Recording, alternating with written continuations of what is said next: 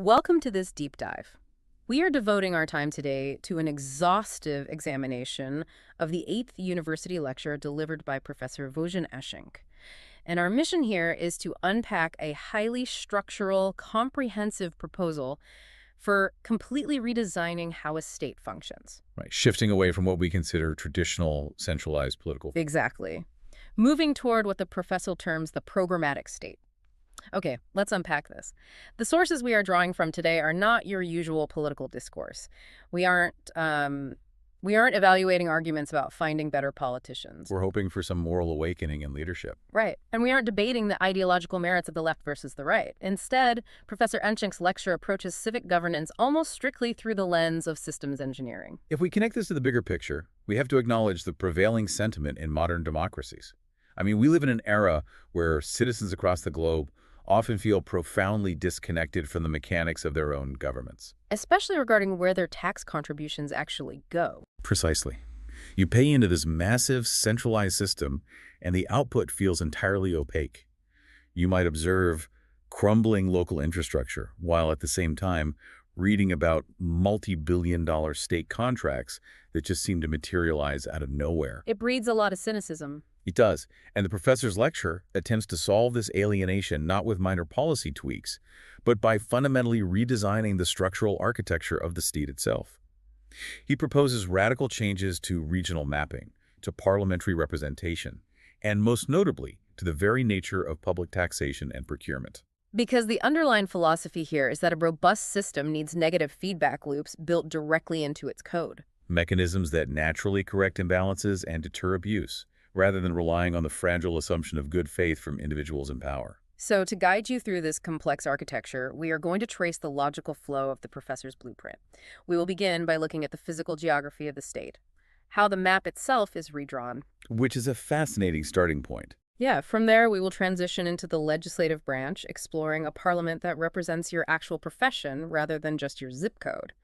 And finally, we will arrive at the core economic engine, a digital system where you, the citizen, retain direct control over funding specific public works. It's a total paradigm shift. Let's begin with the geography.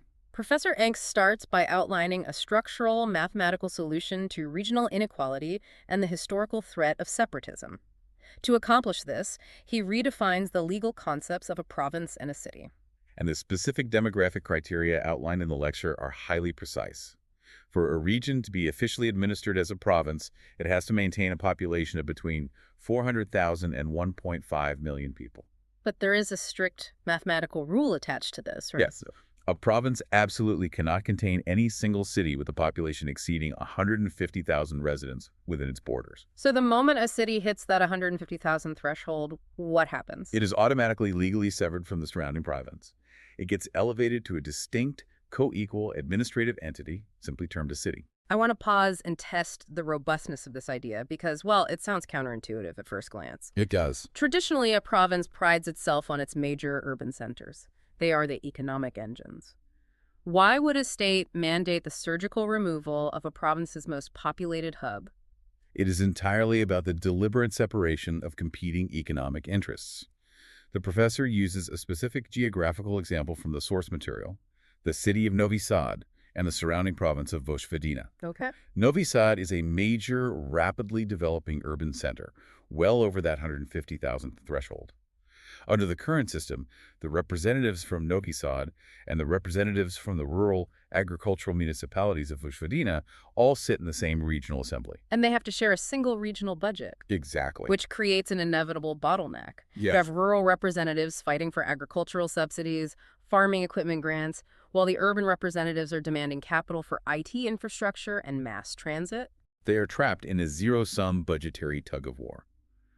By separating that major urban center from the largely rural province, you ensure that their differing economic priorities no longer clash within a single legislative framework. So the newly redefined, purely rural province of Vojvodina can focus entirely on its primary economic driver. Right, agricultural development and rural infrastructure. They aren't competing with the capital demands of a sprawling metropolis anymore. And conversely, the newly independent city of Novi Sad is granted the autonomy to pursue high-density investments without facing constant obstruction from rural municipalities. Both entities are optimized for their specific demographic realities. But let me play devil's advocate here. Go ahead. What prevents a city of, say, 149,000 people from artificially restricting its own growth? If local politicians realize that crossing that threshold means losing dominance over the broader province's resources, wouldn't they deliberately throttle development? That is a highly relevant systems question.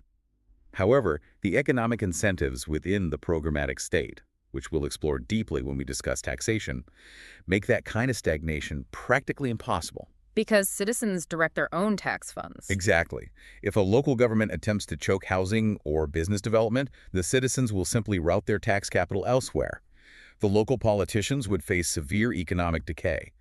Plus, achieving independent city status grants direct, co-equal standing with a province at the republic level. The incentives point toward embracing growth. And this mathematical rule has a critical secondary effect regarding separatist threats. It structurally neutralizes them. History is full of provinces that develop a strong, centralized hub and eventually decide they want to secede. But consider the geography of this new map. When you take a province and legally remove its major administrative center, creating a massive hole right in the middle of it, That province suddenly lacks the geographical and economic cohesion required to successfully secede. It basically becomes a decentralized ring of rural municipalities. and the isolated major city cannot realistically secede either because it is entirely landlocked by the province it was just removed from. It has no external borders. It elegantly removes the geographical friction that causes separatist movements to gain viability in the first place. Building on this decentralization, the professor's blueprint extends to the highest levels of the republic's government.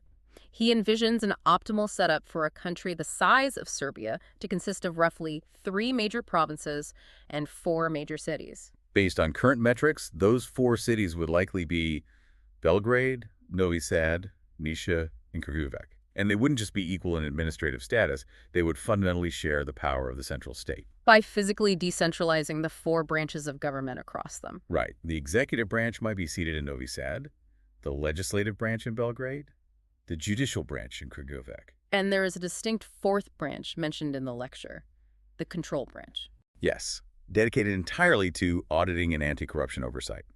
By locating this independent control branch in, say, Niche, hundreds of kilometers away from the executive or legislative branches, you physically insulate the auditors from the politicians they're meant to oversee.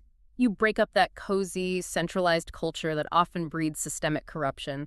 Federal power is never concentrated in one location. Which significantly reduces the persistent capital versus interior resentment that plagues a lot of modern states. So if we are fundamentally changing how the geography of power is distributed, we have to look at how that power is actually populated. Who is making the laws?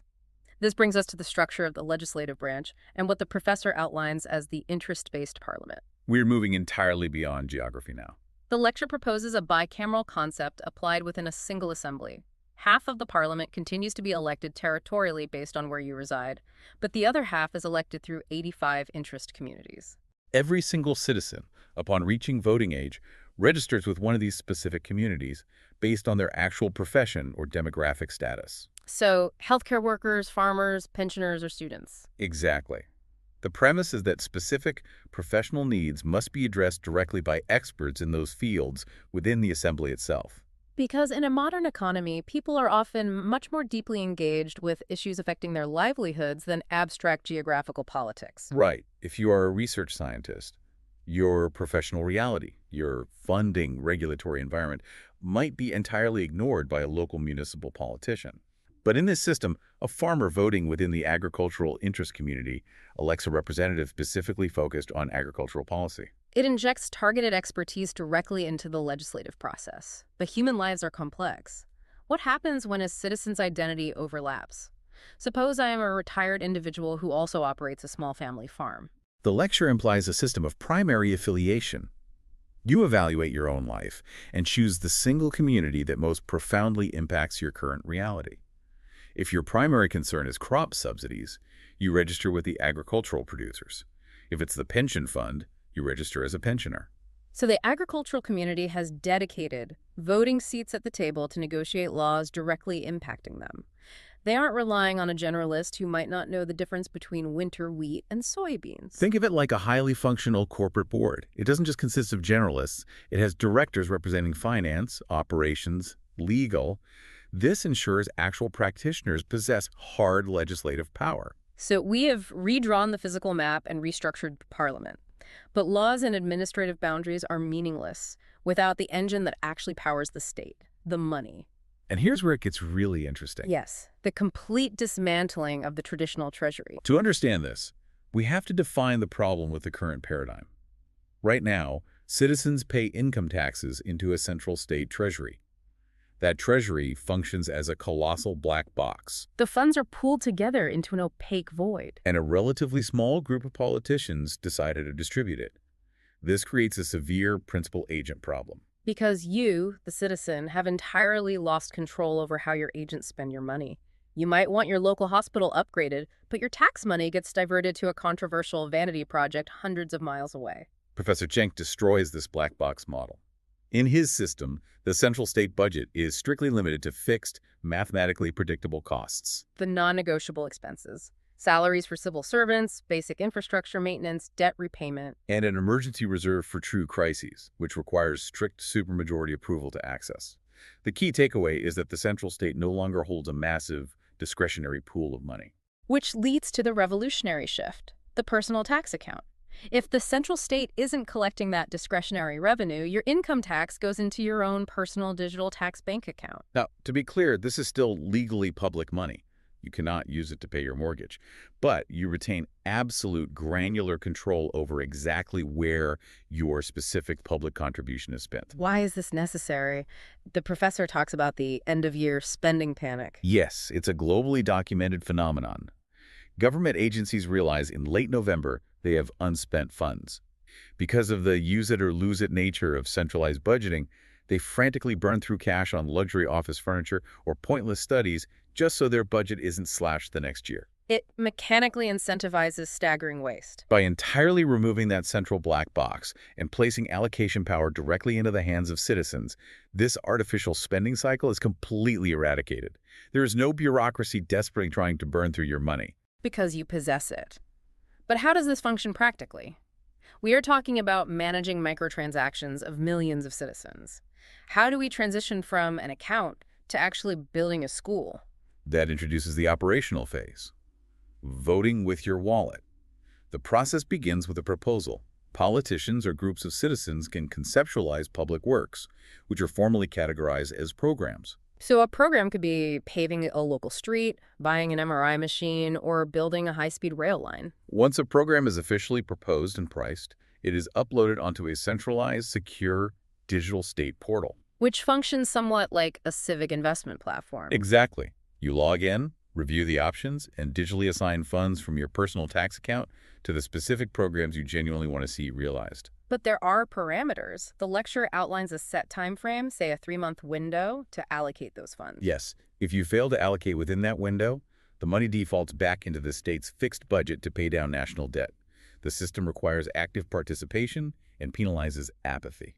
What I find compelling is the geographical flexibility. You are not strictly confined to your own zip code. The lecture outlines tiered allocation limits. You might allocate up to 10% locally, 25% at the municipal level, and you retain the right to allocate up to 100% at the republic level. So if you live in the capital, but your elderly parents live in a rural area, you can deliberately direct your municipal tax portion to fund the rural medical clinic they rely on. The money follows your actual lived priorities. But this naturally raises a concern about wealth disparity, which is a common critique of direct allocation models. Right. Doesn't this mean a neighborhood full of wealthy software engineers will fully fund their local parks overnight, while a working-class neighborhood starves for basic infrastructure? It's a valid question, but it misunderstands the mechanics.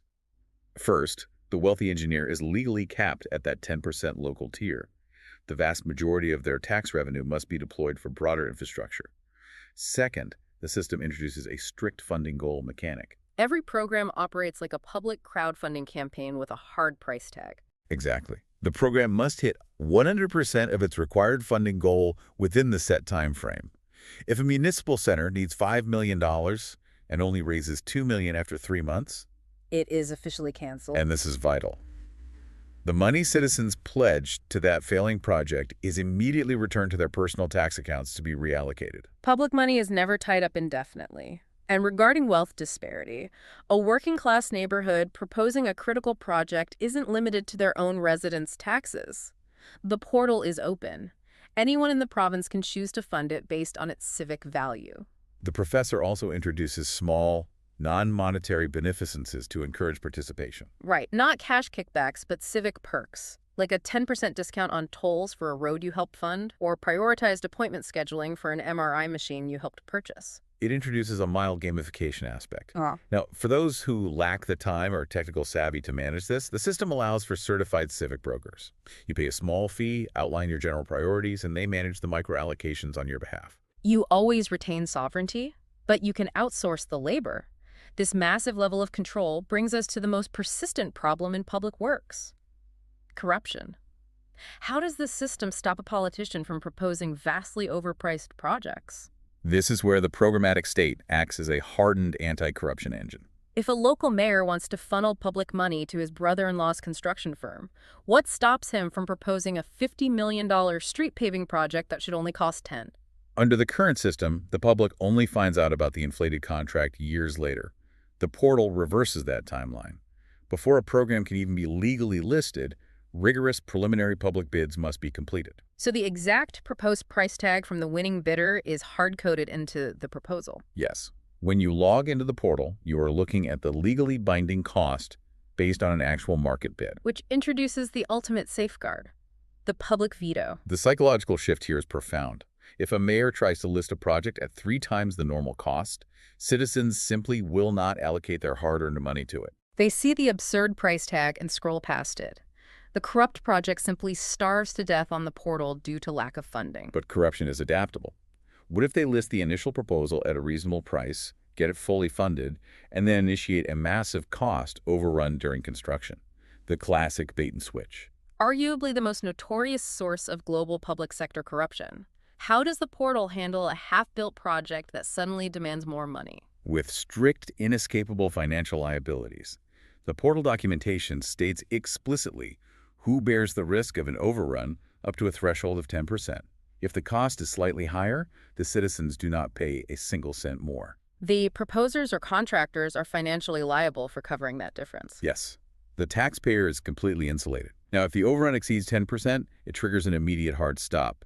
Construction halts entirely. There is no black box to raid to quietly cover up the failure? Exactly. The massive overrun must be proposed as an entirely new, separate program on the portal. The proposers have to publicly explain their failure and beg the citizens to voluntarily allocate more personal tax money to finish the job. That is brutal. If the citizens feel extorted, the project just sits there half-finished. The reputational and financial risks of attempting to extort the public become phenomenally high. It mechanically forces accurate bidding and meticulous planning. We have covered a massive amount of structural engineering at the municipal level, but during the lecture, a listener raised a vital strategic question about scaling this to a modern nation-state. It is the ultimate test of the theory. The listener essentially asked, can regular people truly be trusted to make massive, highly complex strategic decisions, like deciding whether to build a multi-billion-dollar nuclear power plant? What's fascinating here is Professor Yank's resolute defense of the public's inherent rationality. He argues the public is often viewed as irrational because the current system encourages it. Because it's easy to enthusiastically support a grand, abstract, mega project when you're playing with other people's money from a central black box. Free political theater. But in the programmatic state, when citizens are voting with their actual personal tax money, their decision-making process shifts toward strict rationality. Because funding that nuclear plant means consciously diverting your finite tax money away from your local school or hospital. It forces a deeply practical weighing of opportunity costs. Citizens will demand hard evidence that the power plant is an unavoidable necessity, not just a vanity project. But even if they are hyper-rational about cost, they lack the technical expertise to know if a nuclear plant is safe. Rationality doesn't equal a degree in nuclear physics. Which is why the professor outlines a rigorous procedural safeguard for massive projects, those exceeding 1% of the total budget. They are legally required to undergo 3 iterative rounds of approval and funding. Let's trace a hypothetical nuclear plant through these rounds. Round 1 focuses on conceptual viability. Citizens are not asked to fund construction. They are asked to fund a professional, independent feasibility study, say $5 million to hire experts to determine if it is safe and viable. If the study reveals extreme seismic risks, the project dies right there. The citizens only risked $5 million, not $5 billion. But if it's viable, it moves to round two. Round 2 requires proposers to ask the public to fund comprehensive project documentation, the environmental impact assessments, blueprints, and the preliminary public bidding to establish the exact cost of construction. So citizens are funding the blueprints and the math. Once that documentation is completed and the hard $10 billion price tag is attached, it moves to round three. Round 3 is funding the actual construction. This iterative process is a brilliant synthesis of expertise and democratic power. Technical experts strictly lead the process, but citizens retain the ultimate financial veto at every single stage. It acts as an unbreakable circuit breaker against the historical reality that massive state projects are almost always over budget and underdeliver. The programmatic state forces mega projects to justify their existence continuously.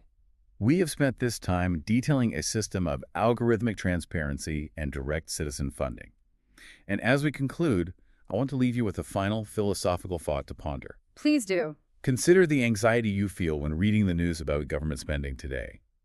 If you possessed a personal tax account tomorrow and held the ultimate financial veto over your portion of the state's budget, how would your relationship with your community and your own sense of civic responsibility fundamentally change? It pushes the boundaries of how we define the necessity of the state itself, shifting us from passive observation to active systemic participation. We want to thank you for joining us on this unhurried exploration of Professor Ung's programmatic state. Keep examining the architecture of the systems around you, and we will see you on the next deep dive.